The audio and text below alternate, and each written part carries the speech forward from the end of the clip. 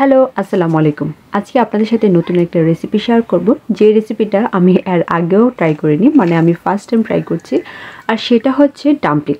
বর্তমান সময়ে স্ট্রিট ফুডগুলোর মধ্যে সবচেয়ে পপুলার আর জনপ্রিয় খাবার আমার মনে হয় এই ডাম্পলিং বা মোমো। ডাম্পলিংয়ের জন্য প্রথমে চিকেনটা রেডি করে নিচ্ছি। এখানে নিয়েছি চিকেন কিমা। এখন এই চিকেন কিমাটা ম্যারিনেট করে নিব। প্রথমে দিয়েছি সয়া সস, ব্ল্যাক পেপার, পরিমাণ মতো লবণ। আর এই চিকেন কিমাটা কিন্তু ঘরেও বানিয়ে নেওয়া যায়। বোনলেস চিকেনকে ব্লেন্ড করে নিলে বা নাইফ দিয়ে খুব ভালো করে চপ করে নিতে হবে, তাহলেই হয়ে যাবে। আরও দিয়েছি স্প্রিং অনিয়ন, এটা খুব ভালো করে কুচি করে কেটে নিয়েছি। আর পেঁয়াজের যে উপরে পাতাটা আছে সেই পাতাটা মিলিয়ে দিচ্ছি। আরও দিচ্ছি একটা কাঁচামরিচ, খুব ফাইন করে চপ করে কেটে দিয়েছি। আর এই চিকেনটা ম্যারিনেট করতে কিন্তু খুব একটা স্পাইসের প্রয়োজন হয় না। এখন সবগুলোর সাথে চিকেনটাকে খুব ভালো করে মিশিয়ে নিচ্ছি। আরও দিব আদা রসুন বাটা, কিন্তু আদা রসুনটা আমি সরাসরি দিচ্ছি না, একটু বাটারের সাথে বেজে দিব। যেহেতু এই ডাম্পলিংটা আমি স্টিম করব, তার জন্য চাচ্ছি না যে আদা রসুনটা সরাসরি দিলে হয়তো বা কাঁচা স্মেলটা আসতে পারে, তার জন্য একটু বাটারের সাথে বেজে দিচ্ছি যেন এই স্মেলটা চলে যায়। তো একটা প্যানের মধ্যে দিচ্ছি 2 টিস্পুনের মতো বাটার, আরও দিচ্ছি আদা বাটা এবং রসুন বাটা। আর এই পরিমাণগুলো আমি বলছি না, কারণ আমার চিকেন যতটুকু নিয়েছি এর অনুপাতে আমি বাকি উপকরণগুলো দিয়েছি। তো যে যতটুকু চিকেন নেবেন সেই অনুযায়ী বাকি স্পাইসগুলো অ্যাড করবেন। এদিকে আদা রসুন পেস্টটা বাটারের সাথে বেজে নিয়েছি।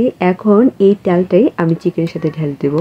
আর ডাম্পলিং তৈরির জন্য চিকেনের সাথে খুব একটা স্পাইস অ্যাড করতে হয় না, অল্প কিছু উপকরণ দিয়ে কিন্তু চিকেনটা ম্যারিনেট করা হয়ে যায়। আর এখানে আদা রসুন ভাজার জন্য বাটার ইউজ করেছি। বাটার পরিবর্তে কিন্তু রান্নার তেল ইউজ করা যায়। আর চিকেনের সাথে যদি গরম বাটার বা তেল যেটা ইউজ করা হোক না কেন, এতে কিন্তু চিকেনটা মানে টেন্ডার থাকে। যেহেতু ডাম্পলিংটা স্টিম করা হবে, মানে বাপের মধ্যেই এই চিকেনটা সিদ্ধ হবে, তাতে এতে কিন্তু ভিতরে অনেক জুসি হয়। যাই হোক, চিকেন কিমাটা এখানে আমি ম্যারিনেট করে নিয়েছি। এখন ডাম্পলিংয়ের জন্য একটা ডো তৈরি করব। আর এই চিকেনটা কিন্তু ম্যারিনেট করে অনেকক্ষণ রাখারও খুব একটা দরকার হয় না, সাথে সাথেই বানিয়ে ফেলা যায়। তো এটা আমি সাইডেই রেখে দিচ্ছি। আর ডোটা তৈরি করতে যতক্ষণ সময় লাগে ততক্ষণ পর্যন্ত। আরও দিয়েছি পরিমাণ মতো একটু লবণ। এখন ময়দার সাথে খুব ভালো করে মিশিয়ে নিচ্ছি। আর এই ডোটা তৈরি করার জন্য নিয়েছি একদমই ফুটন্ত গরম পানি। অল্প অল্প পানি দিয়ে এই ডোটা তৈরি করে নিচ্ছি। আর এই ডোটা যেন খুব বেশি শক্ত না হয়, আবার একদমই যেন নরম না হয়, যেন একটা মিডিয়াম সাইজের খুব ফাইন একটা ডো তৈরি হয়। তো হাত দিয়ে খুব ভালো করে মথে একটা সুন্দর ডো তৈরি করে নিয়েছি। আর এই ডোটা কিন্তু চাইলে সরাসরি যে আমরা রুটি বানানোর সময় যেভাবে ডো তৈরি করি সেভাবে তৈরি করা যায়, মানে চুলায় সিদ্ধ করেও কিন্তু এটা করা যায়। ডোটার উপরে একটু তেল দিয়ে মাখিয়ে নিয়েছি। এখন এই ডোটা আমি 5 মিনিটের জন্য একটা সাইডে রেখে দিব। তো 5 মিনিট পর এই ডোটা থেকে একটু লিচি কেটে দিয়েছি। আর এটা দিয়ে আমি একটা বড় সাইজের রুটি বানিয়ে নেব। রুটি বানানোর আগে কিছুক্ষণ ডোটা একটু মথে নিয়েছিলাম। রুটি বেলার জন্য এখানে ময়দা ইউজ করেছি। আর রুটিটা কিন্তু আমি অনেক পাতলা করে বেলে নিয়েছিলাম। তো এখানে খুবই পাতলা করে একটা বড় সাইজের রুটি বেলে নিয়েছি।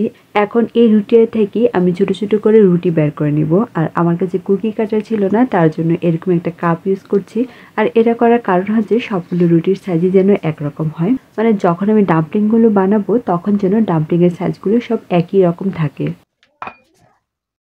আর এই তো ডাম্পলিংয়ের শীট রেডি। আর প্রথমে আমি অনেকগুলো শীট আগে বানিয়ে নিয়েছিলাম, এতে করে কাজের সুবিধা হয়। যদি এগুলো রেডি থাকে তখন কিন্তু ঝটপট বানিয়ে নেওয়া যায়। আর ডাম্পলিংয়ের শীটগুলো কিন্তু বানিয়ে চাইলে ফ্রোজেনও করে রাখা যায়, যে কোনো সময় ঝটপট বানিয়েও নেওয়া যায়। তো এখন বিসমিল্লাহ বলে একটা একটা বানানো শুরু করলাম, কারণ আমি কিন্তু এর আগে কখনোই ডাম্পলিং বানাইনি। আমার ছেলের রিকোয়েস্টে প্রথমবার ট্রাই করছি। আর ডাম্পলিংয়ের ভাঁজ বা শেপ দেওয়ার জন্য কিন্তু অনেক রকমের সিস্টেম আছে বা অনেকভাবেই দেওয়া যায়, কিন্তু আমি এক্সপার্ট নই। আর আমি যেহেতু এটা একদম ফার্স্ট টাইম বানিয়েছি, তো আমিও ইউটিউবে দেখে সাহায্য নিয়েছিলাম। তো ইউটিউব দেখে বেশ কয়েকটাই দেখলাম, মনে হচ্ছিল যে ইজি, তো একরকম দিলেই হলো। তো যেরকম পেরেছি আর কি, একরকম পেঁচিয়ে পাচিয়ে তারপর বানিয়ে ফেললাম এই ডাম্পলিংগুলো। এর আগে আমি কখনোই ডাম্পলিং বানাইনি। ইউটিউবে অনেক ভিডিও দেখেছি, আমার কাছে মনে হয়েছে যে এই ডাম্পলিং বানানোর ব্যাপারটা অনেক কঠিন হবে।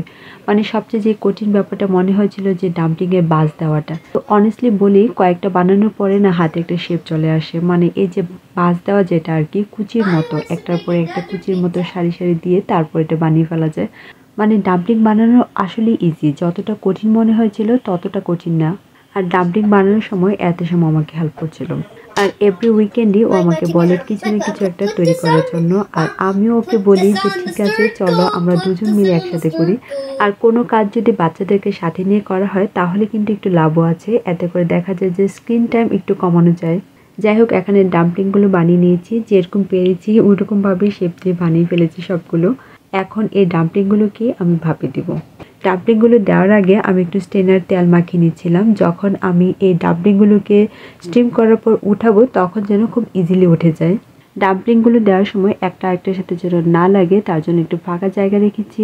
আর যখন ডাম্পলিংটা সিদ্ধ হবে তখন কিন্তু আরেকটু ফুলে যায়। আর যদি ডাম্পলিংগুলো সিদ্ধ হওয়ার পরে একটা আরেকটার সাথে লেগে যায় তাহলে কিন্তু শেপটা আর সুন্দর থাকে না। আর ডাম্পলিং স্টিম করার প্রসেস কিন্তু আমরা যে ম্যাড়া পিঠা বানাই যেরকমভাবে ভাপে দিই ঠিক সেম প্রসেস। তো ডাম্পলিংগুলো স্টিমে দিয়ে আমি ঢাকনা দিয়ে ঢেকে দিয়েছি। আর এক একটা বেচ হতে সময় লাগে 10 মিনিট।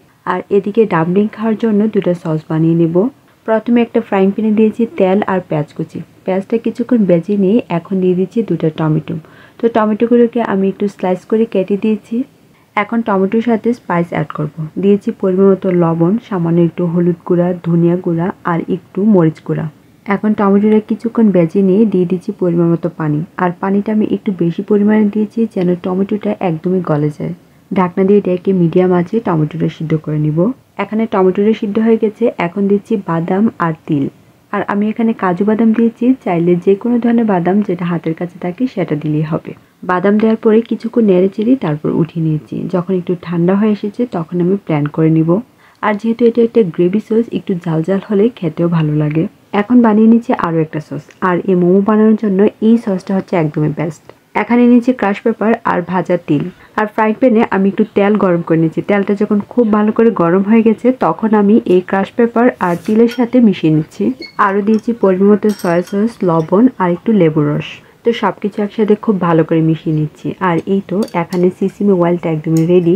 আর ডাম্পলিংয়ের জন্য দুটো সসই বানিয়েছিলাম, তো খুবই ইজি কিন্তু বানানো, ঝটপট হয়েও যায়। তো এখানে দুটো সসই আমার রেডি হয়ে গেছে। এখন দেখছি চুলায় ডাম্পলিংগুলো হয়েছে কিনা। আর ডাম্পলিংগুলো কিন্তু 10 মিনিটের মধ্যেই সিদ্ধ হয়ে যায়। আর যদি ডাম্পলিংটা সিদ্ধ হয় তাহলে কিন্তু একটু সাইজেও বড় হয় বা বোঝাও যায় যে হ্যাঁ সিদ্ধ হয়ে গেছে। যাই হোক 10 মিনিট পর আমি ডাম্পলিংগুলো উঠিয়ে নিচ্ছি। তো ডাম্পলিংগুলো বানিয়ে আমি খুব স্যাটিসফাইড, যেহেতু আমি প্রথমবার বানিয়েছি আর আলহামদুলিল্লাহ খুব সুন্দরও হয়েছে, তো ভালোই লাগছিল। এখন টেস্ট করার পালাম। ডাম্পলিংটা তো খুব ভালো করে সিদ্ধ হয়ে গেছে, চিকেনটাও, আর ভিতরটা ছিল একদমই জুসি। আর ডাম্পলিংয়ের মজাই কিন্তু এই সসে, যদি সসটা ভালো হয় তাহলে ডাম্পলিংও খেতে ভালো লাগে। আর ডাম্পলিংটা ফার্স্ট টাইম বানিয়ে আমি খুবই স্যাটিসফাইড। আশা করছি রেসিপি ভালো লেগেছে। সবাই খুব ভালো থাকবেন। আল্লাহ হাফেজ।